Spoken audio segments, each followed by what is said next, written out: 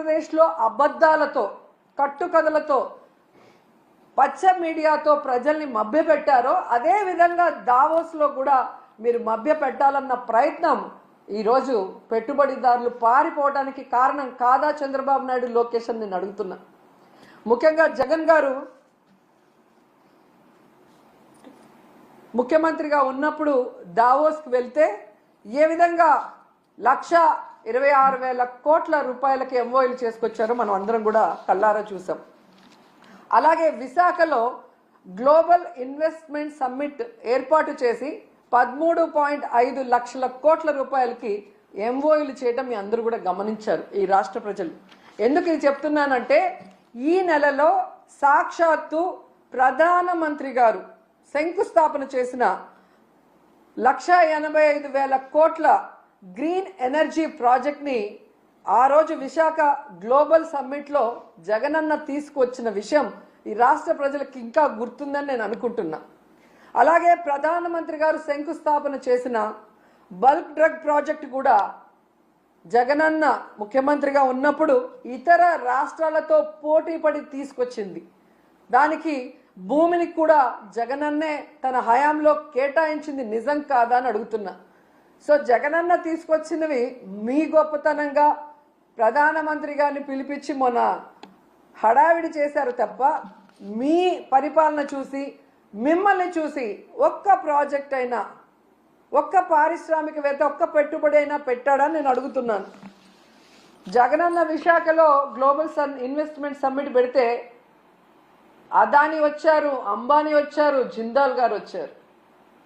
అది జగనన్న క్రెడిబిలిటీ, ఆయన సుపరిపాలన, ఆయన పారదర్శకమైన పరిపాలన, ఆయన ఫ్రెండ్లీ నేచర్ పారిశ్రామికవేత్తలతో, అలాగే ఈజ్ ఆఫ్ డూయింగ్తో ఏ విధంగా పారిశ్రామికవేత్తలకి అందుబాటులోకి అన్ని తీసుకొచ్చారో అందుకే వాళ్ళందరూ రావటం జరిగింది. కానీ మీరు మీ హయాంలో ఒక్కరంటే ఒక్కరు రావటానికి భయపడుతున్నారు అంటే దానికి కారణం మీ అరాచక రెడ్ బుక్ పాలన కాదా అని నేను అడుగుతున్నాను. ఈరోజు ఇన్ని మాట్లాడి వెళ్ళిన మీకు ఉత్త చేతులతో తిరిగి రావడానికి సిగ్గు లేదా అని అడుగుతున్నాను. ఏ మొహం పెట్టుకొని ప్రజలకు ఏం చెప్పాలనుకుంటున్నారు? మీకేం కొత్త కాదులేండి. పక్క రాష్ట్రాల వాళ్ళు పెట్టుబడులతో వస్తే మీరు కట్టుకథలతో వస్తారు. ఎవరి మీద తోసేద్దామా, ఏం చెప్పి తప్పించుకుందామా అన్న కార్యక్రమం మీకు తెలిసినంత బాగా ఎవరికి తెలియదు. దీనికోసం కాదు మీకు ఓట్లేసింది, మీకు అధికారం ఇచ్చింది, మీకు పదవులు ఇచ్చింది. ఇప్పటికైనా ఈ రెడ్ బుక్ అరాచక పాలనని మానేసి ప్రజలకి మీరు ఏదైతే ప్రామిస్ చేశారో ఆ ప్రామిస్ని ఫుల్ఫిల్ చేస్తూ ఈ రాష్ట్ర పరువుని కాపాడమని చంద్రబాబు నాయుడుకి, లోకేష్కి, పవన్ కళ్యాణ్కి తెలియజేసుకుంటున్నాం. ఎందుకంటే పవన్ కళ్యాణ్ గారు ఏదో మత్తులో మాయలో ఉన్నారు, చంద్రబాబు నాయుడు మత్తు మాయలో. కనీసం దావోస్కి మిమ్మల్ని తీసుకెళ్ళలేదు అంటే మీరు వెళ్తే పెట్టుబడులు రావని మిమ్మల్ని తీసుకెళ్లేదా పవన్ కళ్యాణ్ గారు? లేదా గతంలో మీరు ఒక ఇంటర్వ్యూలో దావోస్కి వెళ్ళటం వేస్ట్, దానివల్ల రూపాయి ఉపయోగం లేదని మీరు ఇచ్చిన ఇంటర్వ్యూ వల్ల తీసుకెళ్ళలేదా? లేదా పవన్ కళ్యాణ్ వస్తే లోకేష్కి ఇంపార్టెన్స్ తగ్గిపోతుందని తీసుకెళ్ళలేదా? ఇది మాకు చెప్పకపోయినా పర్లేదు, కనీసం పవన్ కళ్యాణ్కి జనసేన కూలీలకి చెప్పాల్సిన అవసరం ఉందని కూడా ఈ సందర్భంగా తెలియజేసుకుంటున్నా. ఎందుకంటే అంత పెద్ద వేదిక మీద లోకేష్ సీఎం అయితే బాగుంటుంది, డిప్యూటీ సీఎం అయితే బాగుంటుంది అని ఎలా భజన చేశారో ఆ భజన చూసి పారిశ్రామికవేత్తలు ఎలా అవాక్కయ్యారో కూడా అందరూ గమనించారు. సో చంద్రబాబు నాయుడు గారు మీరు వచ్చి 7 నెలల కాలం అవుతుంది.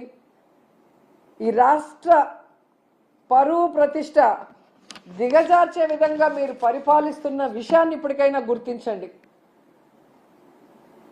మొన్న టీటీడీ తిరుమల వైకుంఠ ఏకాదశి తొక్కిసలాటలో ప్రాణాలు పోగొట్టుకున్న కుటుంబాల్ని మీరు గాలికి వదిలేసి దాంట్లో నుంచి మిమ్మల్ని నమ్ముకున్న మీ అఫీషియల్స్ ఎవరైతే మీరు రిక్రూట్ చేశారో వాళ్ళు, మీరు రిక్రూట్ చేసిన టీటీడీ పాలక మండలిని తప్పించడానికి కాపాడటం కోసం ఈరోజు ఎన్ని డాన్సులు వేస్తూ తిరుమల పవిత్రతను పాడు చేస్తున్నారు. లడ్డూ విషయంలో ఎలా ఈ తిరుమల పవిత్రతను పాడు చేశారు, అలాగే మహిళల మీద ఇన్ని అఘాయిత్యాలు, ఇన్ని అత్యాచారాలు, హత్యలు జరుగుతుంటే కూడా మీరు దాన్ని ఎవరి మీద నెట్టాలి, ఏ పార్టీ మీద నెట్టాలన్న ప్రయత్నం చేస్తున్నారే తప్ప వాటికి అడ్డుకట్ట వేయకపోవటం ఈ రాష్ట్ర ప్రజలందరూ కూడా గమనిస్తున్నారు. ముఖ్యంగా పవన్ కళ్యాణ్ గారు లా అండ్ ఆర్డర్ ఫెయిల్యూర్ అయింది, హోమ్ మినిస్టర్ ఫెయిల్యూర్ అయ్యారని చెప్పి అంత చెప్పిన తర్వాత కూడా ఇంతవరకు మీరు లా అండ్ ఆర్డర్ మీద దృష్టి పెట్టలేదు అంటే ఈ రాష్ట్ర ఇమేజ్ ఎంత దిగజారిపోయిందో దావోస్ పర్యటనలో మీకు ఒక్క ఎంఓయూ కూడా అవ్వకపోవటం అనేది ఇప్పటికైనా తెలుసుకొని రాష్ట్ర ప్రతిష్టని, పరువుని పెంచే విధంగా మీరు పరిపాలిస్తారని ఆశిస్తున్నాం.